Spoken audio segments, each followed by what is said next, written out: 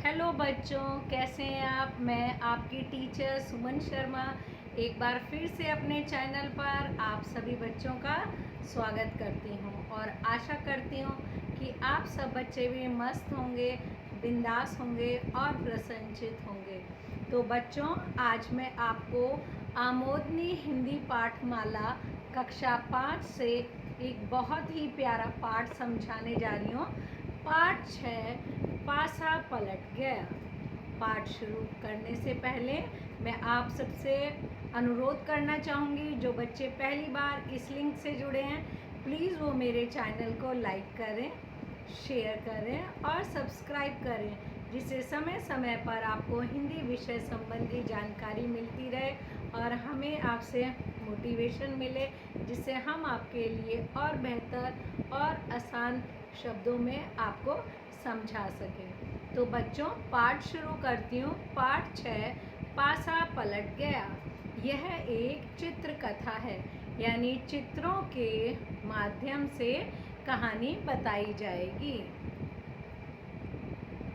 इस पाठ का जो मूल भाव है वो है, हम जैसा बोते हैं वैसा ही काटते हैं। इस चित्र कथा के माध्यम से वो बहुत अच्छे से आपको समझाया गया है। एक गांव में एक गरीब किसान रहता था। उसके 2 बेटे थे।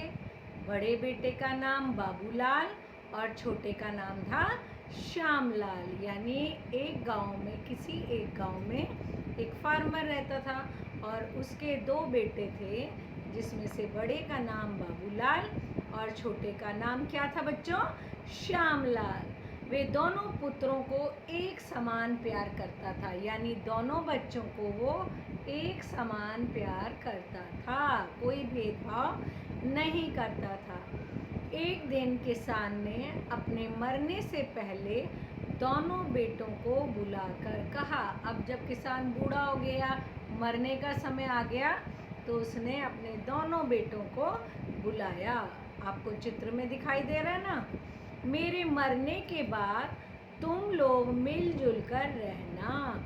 संपत्ति के नाम पर मेरे पास जो कुछ है उस पर दोनों का बराबर अधिकार है। उसने कहा, भाई जो भी मेरे पास है वो सब आपका है और दोनों भाई मिलजुल कर प्यार से रहना। इतना कह के किसान ने अपने प्राण त्याग दिए, यानी कि उसकी मृत्यु हो गई, वो भगवान को प्यारा हो गया।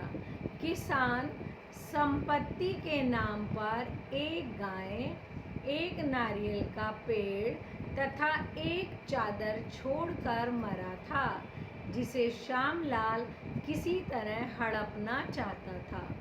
अब जो संपत्ति थी उसके नाम पर एक गाय थी, एक नारियल का पेड़ और एक चादर, जो कि श्यामलाल जो छोटा भाई था वो हड़पना चाहता था कि ये संपत्ति मेरी हो जाए। बाबूलाल सरल स्वभाव का था, यानी बेचारा सीधा साधा था। इसी बात का फायदा उठाने की नीयत से एक दिन श्यामलाल ने कहा, अब वो बेचारा शरीफ था और इस शरीफी का फायदा उठाने के लिए उसने एक चाल चली। छोटे भाई ने, भैया मरने से पहले पिताजी ने कहा था कि उनके पास जो कुछ है उस पर हम दोनों का बराबर हक है, इसलिए आप मेरा हिस्सा मुझे दे दीजिए।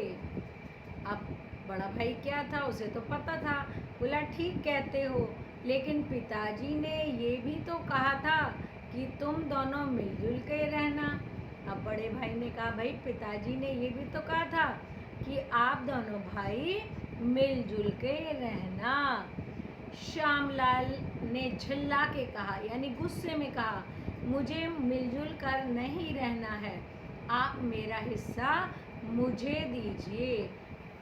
तो बड़े भाई ने कहा, ठीक है, जैसा तुम उचित समझो, यानी तुम्हें जैसा सही लगता है वैसा कर लो। इस तरह से बाबूलाल भी बंटवारे के लिए राजी हो गया और श्यामलाल बहुत खुश हुआ, क्योंकि श्यामलाल तो चाहता ही था कि बंटवारा हो। और उसने कहा भैया तुम मेरे बड़े हो इसलिए मैं तुम्हें गाय का मुंह वाला भाग देता हूँ, क्योंकि गाय का मुंह वाला भाग ही सबसे अच्छा होता है। लोग इसके माथे पर तिलक लगाते हैं और इसकी पूजा करते हैं। अब कितना चालाक था छोटा भाई, उसने क्या चाल चली, कहता है गाय का सबसे सुंदर उसका मुंह होता है, तो आप बड़े भाई हो तो मैं इसे आपको देना चाहूँगा और लोग इसको पूजा करते हैं, चलो मुझे मंजूर है। उसने कहा चलो भाई, बड़े भाई ने कहा चलो मुझे ये मंजूर है। गाय के बंटवारे के बाद श्यामलाल ने नारियल के पेड़ का बंटवारा भी बड़ी चालाकी से किया। उसने बाबूलाल से कहा, क्या कहा देखो चित्र में, भैया नारियल का पेड़ बहुत ऊंचा है, ऊपर चढ़ने में आपको काफ़ी मेहनत करनी पड़ेगी। मैं आपका छोटा भाई हूँ, इस कारण मैं ऊपर का भाग ले लेता हूँ और आप नीचे का भाग ले लीजिए। फिर उसने चालबाजी दिखाई, क्या बोला, भाई आप बड़े हो, आपको इस पेड़ पे चढ़ने में परेशानी होगी, तो बड़े भाई को उसने नीचे का तना दे दिया और खुद कहा मैं पेड़ पे चढ़ जाऊंगा तो ऊपर वाला हिस्सा मैं ले लेता हूँ, चलो ये भी मुझे मंजूर है। अब बारी थी चादर के बंटवारे की। श्यामलाल ने कुटिल बुद्धि से कहा, अब श्यामलाल ने बड़ा उसका दिमाग शातिर था, उसने कहा भैया चादर दिन में आप रख लिया करेंगे और रात को मैं उसकी रखवाली में कर लिया करूँगा, यानी भैया दिन में आप देखभाल करना, रात को मैं उसकी देखभाल कर लूँगा। बड़े भाई ने कहा ठीक है। दूसरे दिन बाबूलाल प्रतिदिन गाय को चारा खिलाता था और दूध श्यामलाल लेता था। पेड़ में पानी सींचता, खाद डालता बाबूलाल और फल खाता श्यामलाल। अब फल जो नारियल के पेड़ पे आता वो श्यामलाल तोड़ लेता। इसी प्रकार दिन भर चादर बाबूलाल रखता और रात को श्यामलाल उसे ओढ़कर आराम से सो जाता। वाह भाई हो तो ऐसा।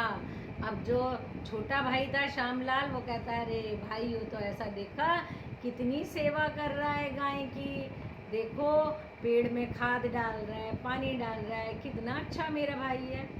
इनके पड़ोस में एक वृद्ध व्यक्ति रहता था, वृद्ध यानी बूढ़ा व्यक्ति, जो यह सब देखता था। उसने देखा कि बाबूलाल दिन प्रतिदिन कमज़ोर होता जा रहा है और श्यामलाल मोटा होता जा रहा है। एक दिन उसने बाबूलाल को बुलाया और उसे श्यामलाल की चालाकी के बारे में समझाया। अब वो बूढ़ा आदमी था, उसको जीवन का ज़्यादा एक्सपीरियंस था, तो उसने उसको बुलाया और कहा भाई तेरा भाई तो कितनी चालाकी कर रहा है, और उसे कुछ उपाय भी बताए। उसने कुछ उपाय बताए कि कैसे क्या करना है। अगले दिन सुबह के समय श्यामलाल गाय का दूध निकाल रहा था। इतने में बाबूलाल वहां पहुंचा और गाय के मुंह पर जोर से डंडा मारने लगा। गाय ने बिदक कर श्यामलाल के मुंह पर लात दे मारी। श्यामलाल किसी तरह संभल कर उठा और उसने कहा, अब क्या हुआ। अब जब उसको अपने भाई की चालाकी का पता चला तो अगले दिन जब उसका छोटा भाई दूध निकाल रहा था तो उसने गाय के मुंह पे डंडा मारा। अब गाय को गुस्सा आया, वो बिदक गई और उसने श्यामलाल को लात मार दी। अब श्यामलाल की जैसे तैसे बचकर उठा, भैया तुमने यह क्या किया, गाय को क्यों मारा। अब क्या कहता है, तुम्हें इससे मतलब गाय का मुंह मेरे हिस्से में है, मैं उस पर डंडा मारूं या तिलक लगाऊं। बड़े भाई ये क्या कर रहे हो। अब छोटा भाई को क्या हुआ कि उसने अपने छोटे भाई को कहा भाई आगे वाला हिस्सा मेरा है, चाहे मैं इसमें टीका करूं या भी डंडा मारूं, मेरी मर्जी। उस दिन दोपहर को श्यामलाल नारियल तोड़ने पे चढ़ा ही था कि बाबूलाल कुल्हाड़ी लेकर आया और पेड़ की जड़ें काटने लगा। श्यामलाल पेड़ पर से चिल्लाकर बोला, बड़े भाई ये क्या कर रहे हो? इस पेड़ पर मैं चढ़ा हूँ और आप इसे काट रहे हैं।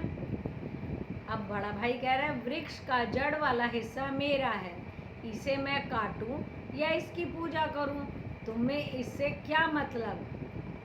इसी तरह बाबूलाल ने दिन ढलते ही चादर को पानी में भिगो दिया।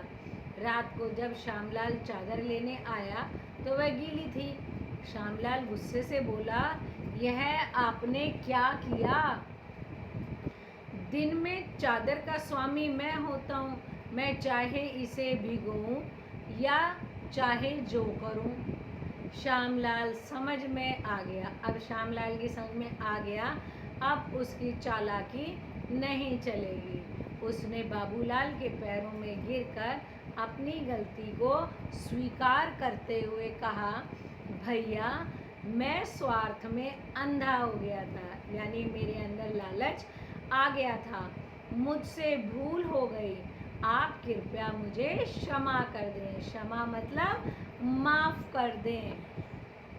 सरल और सच्चे बाबूलाल ने अपने छोटे भाई को उठाकर सीने से लगा लिया, यानी जो बहुत ही सिंपल आदमी था, जिसे कोई लालच नहीं था, उसने अपने भाई की बात सुनी और उसको दया आ गई और उसने अपने भाई को माफ़ कर दिया और उसे गले लगा लिया।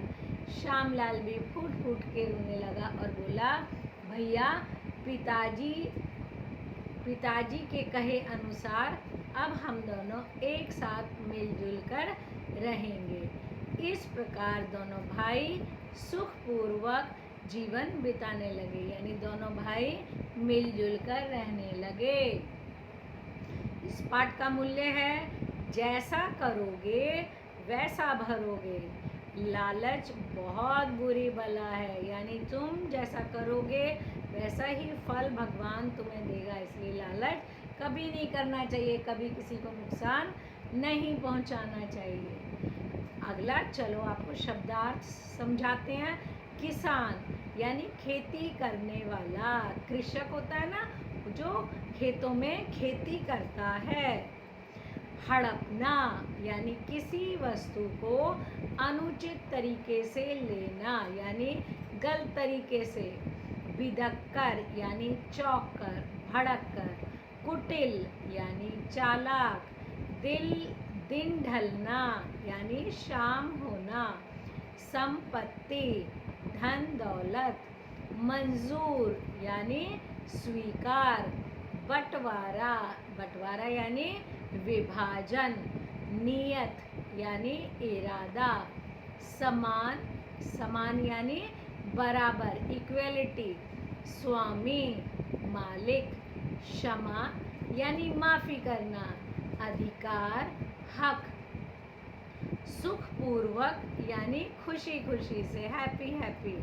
आई होप आप सब बच्चों को ये चित्रकथा बहुत अच्छे से समझ में आई होगी और आपने खूब मज़े से इसे सुना होगा और आप भी इसे जीवन में ज़रूर अपनाएंगे। ओके बच्चों, बाय, टेक केयर।